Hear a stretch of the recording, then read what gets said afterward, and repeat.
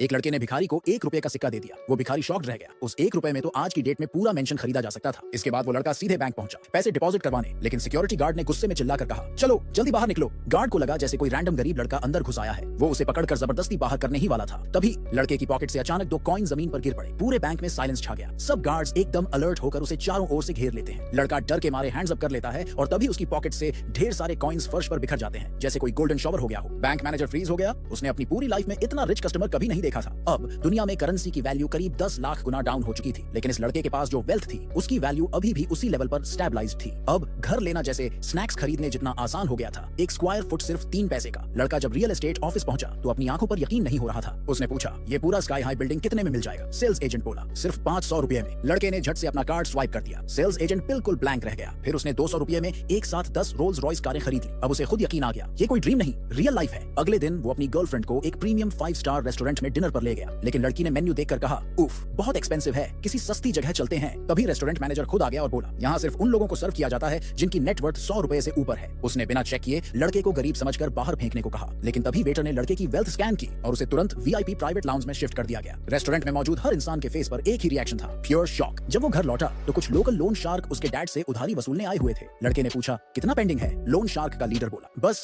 1 रुपए। लेकिन उसके डैड के पास कुछ भी ऐसा नहीं था जिसकी वैल्यू उस 1 रुपए के आसपास हो। तभी लड़का एकदम रिलैक्स मोड में अपनी पॉकेट से 1 रुपए का नोट निकालता है। नोट देखते ही लोन शार्क्स एकदम रेस्पेक्ट मोड में चले जाते हैं, जैसे किसी किंग के सामने खड़े हों। सब्सक्राइब।